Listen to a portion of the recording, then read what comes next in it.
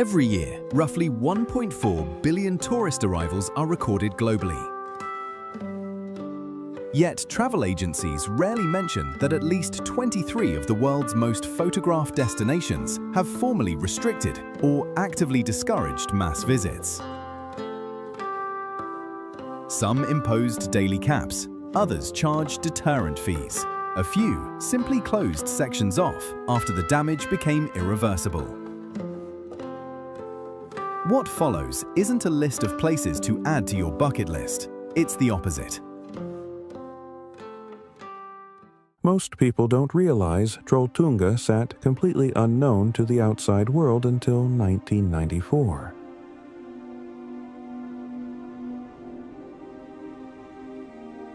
Before that, only local hikers had ever stood on it.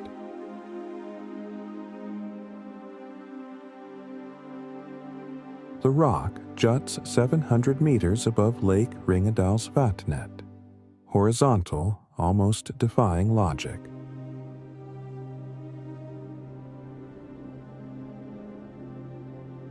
You expect solid ground. What you get is a thin shelf of stone hanging over nothing.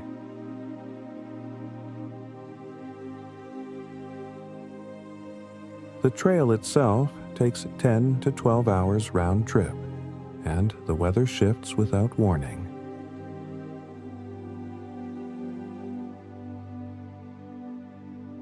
Guides who work the route regularly say the most dangerous moment isn't the ledge. It's the last 2 kilometers back, when exhaustion sets in and visibility drops.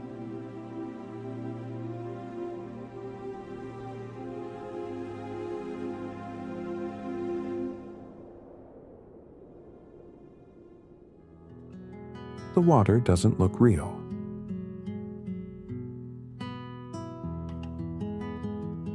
It runs red, yellow, pink, and green simultaneously. Not from pollution, but from a plant called Macarenia clavigera that only blooms under very specific light and water conditions.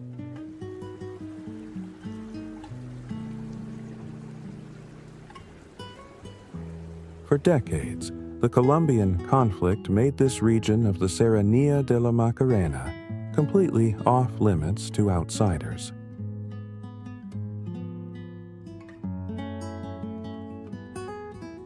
The park reopened to visitors only in 2009.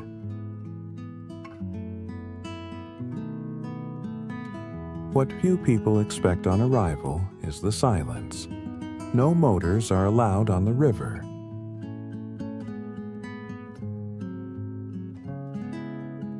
You wade through it on foot, and the current is stronger than it looks. Locals grab your arm before you ask.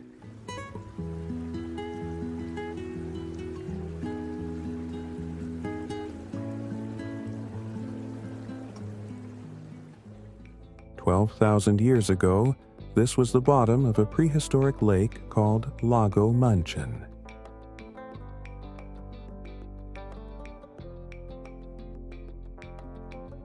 When it dried, it left behind 10,182 square kilometers of salt crust, the flattest surface on Earth, used by NASA to calibrate satellite altimeters.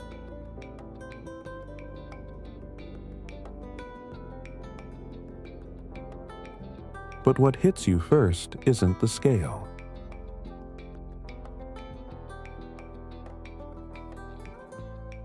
It's the disorientation. After 20 minutes walking on it, your brain stops trusting distance.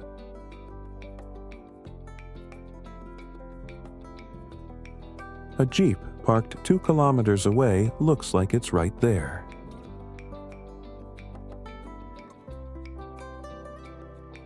Local drivers know this and use it deliberately. They position vehicles for tourist photos that mess completely with perspective.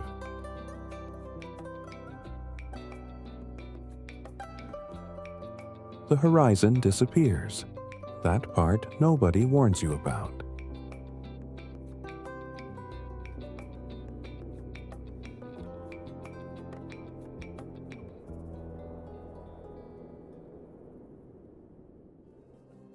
How does basalt form into nearly perfect hexagons across 40,000 columns? Rapid cooling.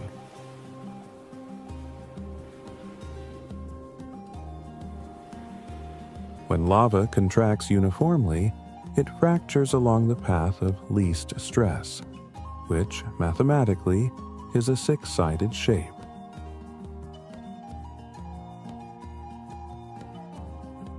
The science is clean.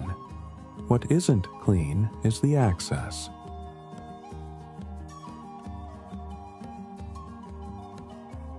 The causeway sits at the bottom of a steep coastal path, and the columns are wet almost permanently from Atlantic spray.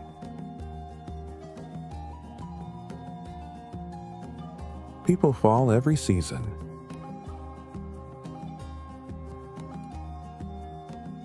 Rangers stationed there say the most dangerous visitors aren't children. They're adults who climb the taller columns for photos and misjudge how slick the surface is after a wave passes.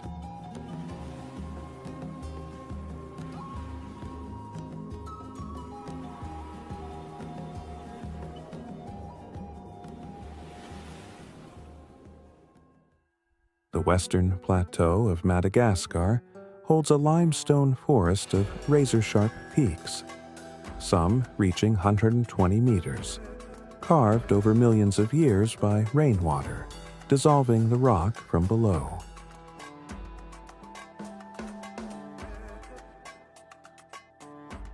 The limitation is literal. You cannot walk through it.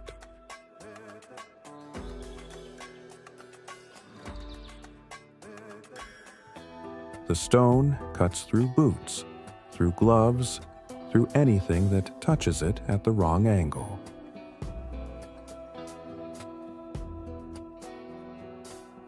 So researchers and park staff built a system of suspended bridges and metal cables threading between the pinnacles.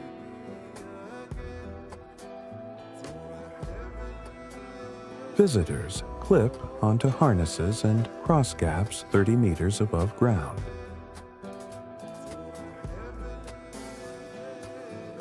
What surprises most people is how quiet it gets once you're inside. The spikes block wind almost completely, and the silence feels engineered.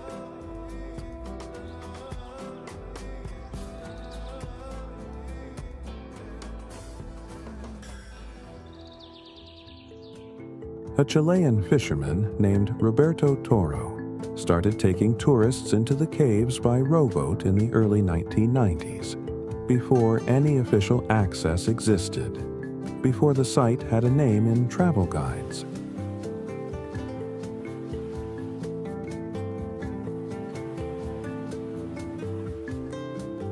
He'd grown up on General Carrera Lake and knew the caves the way you know a neighbor's house.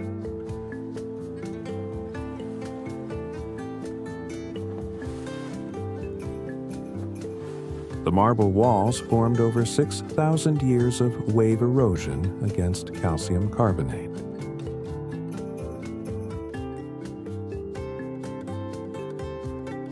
What makes them strange is the color. The turquoise lake reflects onto the curved ceiling and shifts with the water level throughout the year.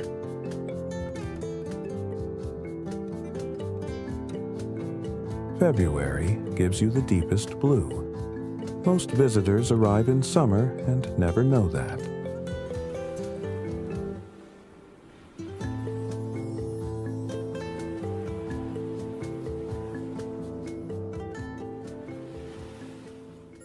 Some of these sandstone pillars rise over 200 meters and taper at the base, narrower at the bottom than at the top.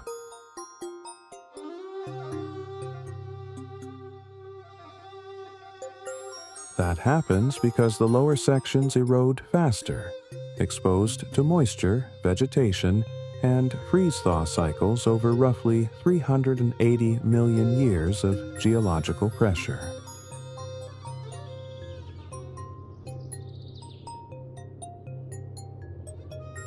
The consequence is a landscape that genuinely looks fabricated.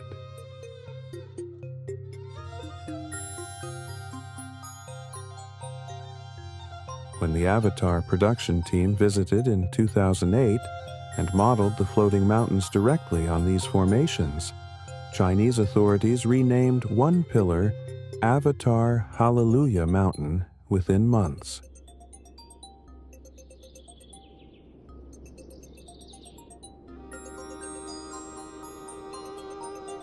Local guides still roll their eyes about it.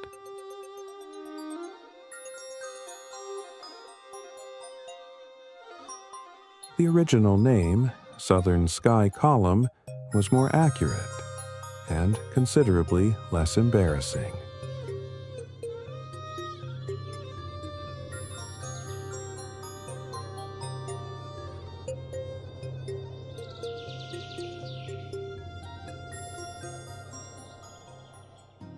Kaya Tour drops 226 meters in a single uninterrupted cascade, nearly 5 times the height of Niagara. That number means something specific. The mist column it generates rises high enough to create its own localized weather pattern above the gorge.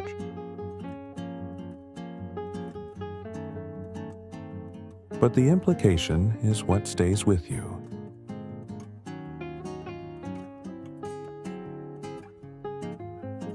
This falls sits inside one of the least visited national parks on Earth.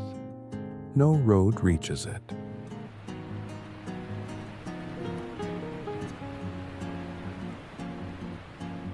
You fly in on a small prop plane, land on a grass strip, and walk 15 minutes to the edge.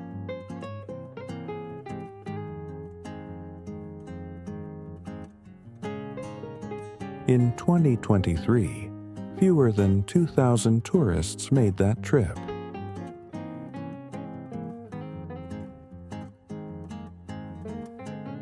For context, Niagara receives that same number every 40 minutes.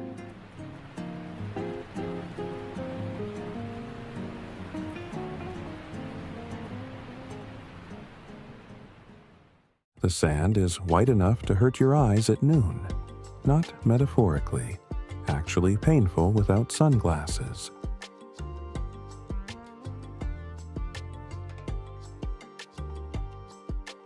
Between July and September, roughly 1,500 square kilometers of dunes fill with rainwater lagoons that sit completely disconnected from any river system.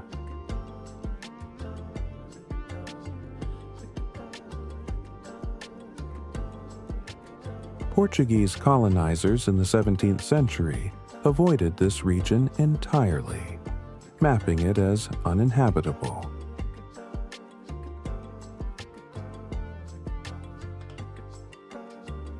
What they missed is that the lagoons host fish.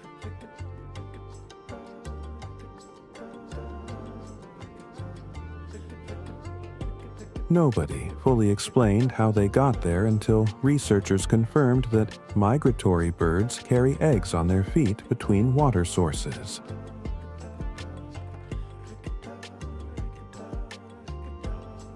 Walking between lagoons, the sand shifts temperature dramatically within meters.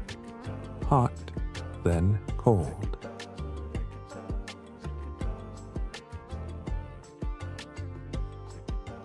Your feet register it before your brain does.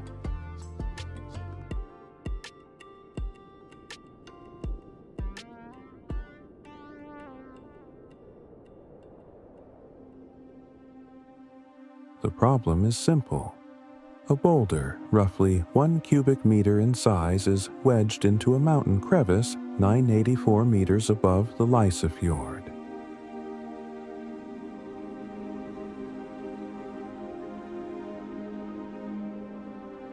No fence, no railing.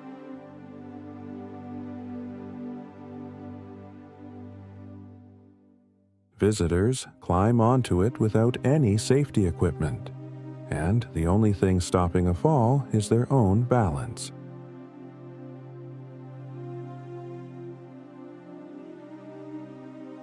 The Norwegian authorities debated restricting access through the 2010s and decided against it. Personal risk, their position stated, is not sufficient grounds for prohibition.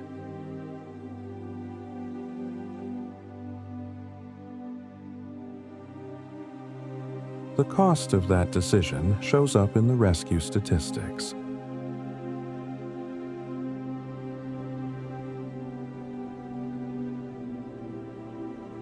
The trail to Ciarán Bolton claims multiple serious incidents annually.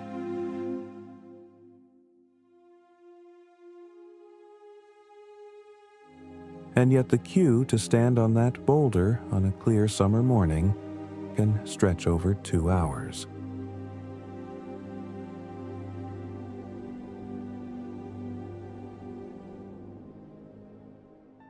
Before UNESCO intervened in 1988, there were hotels built directly on the White Travertine terraces.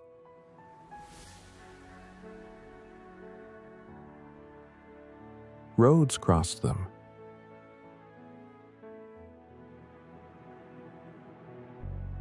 People drove across the surface.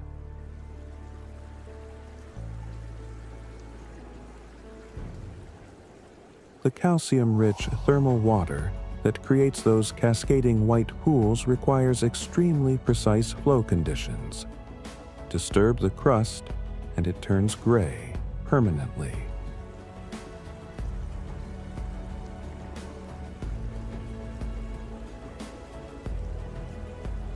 After the hotels were demolished and access routes rerouted, the terraces began recovering, but unevenly.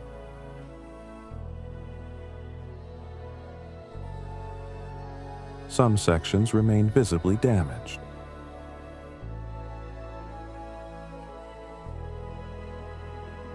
Visitors today walk only on designated wet paths, barefoot mandatory, and the warm water running across your feet at 35 degrees is genuinely disorienting when the air temperature around you is cold.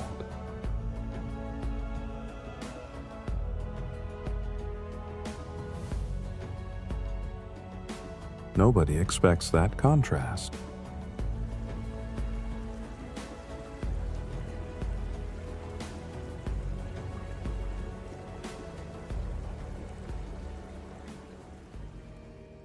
The Tara River Canyon, running through Dermator, is the second deepest river canyon on Earth.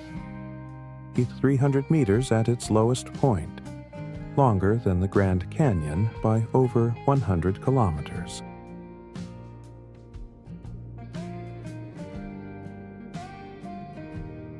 The park sits at an elevation where Mediterranean and continental climates collide, producing conditions that don't match either.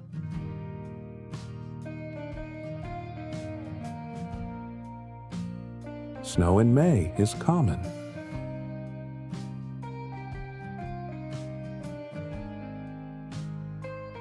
The Black Lake, the park's most visited point, sits at 1416 meters and stays cold enough year-round that locals swim in it only during a narrow 3-week window in July.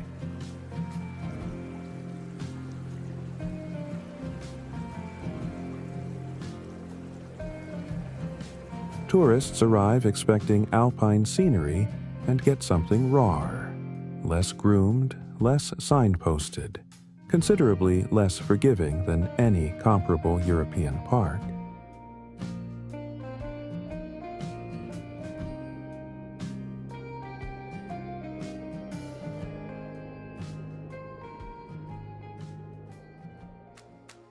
Why does the ocean appear to drain into solid rock? Thor's Well is a basalt sinkhole on the Oregon coast, roughly 6 meters wide, that fills and empties with each wave cycle, creating the optical illusion of the sea being swallowed whole.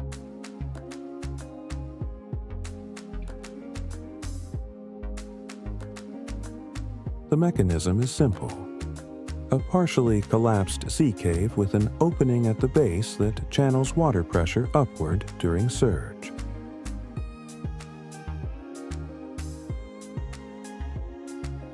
What isn't simple is getting near it.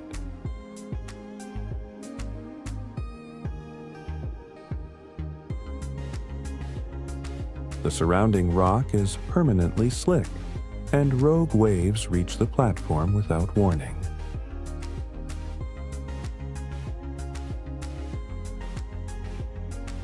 In November 2016, a photographer was swept off the edge and survived only because another visitor pulled him back within seconds.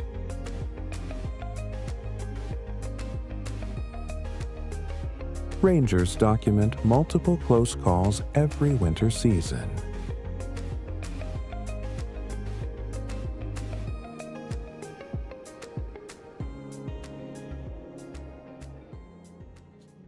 A crofter named Angus McRae farmed the Kirraying Plateau until 1974. The same landscape that geologists classify as an active landslide, still moving several centimeters annually.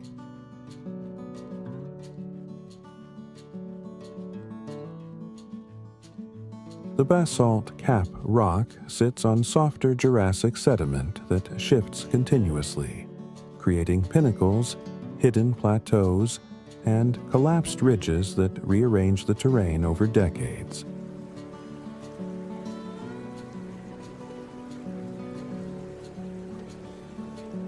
McRae reportedly moved boundary stones every few years to account for it.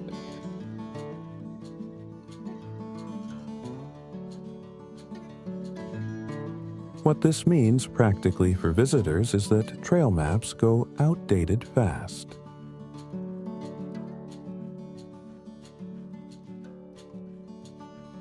Paths marked on 2019 guides have edges that no longer exist.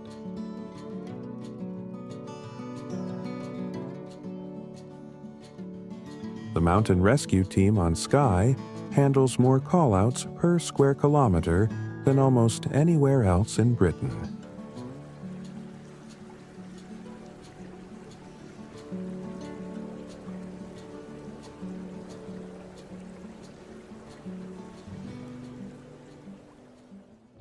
The Chapada sits in the semi-arid interior of Bahia, where the Cerrado and Caatinga biomes collide at elevations reaching 1,700 meters.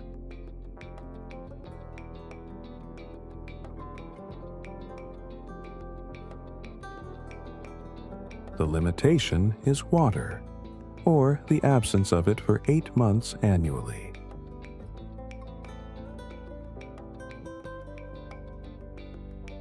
Rivers here run underground, resurfacing inside caves as transparent blue pools with visibility exceeding 30 meters.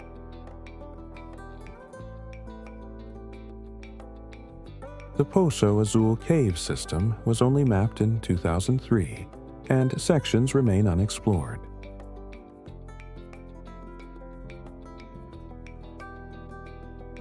Local guides developed routes that follow the underground drainage logic rather than surface geography, which means the path between 2 points rarely makes visual sense from above.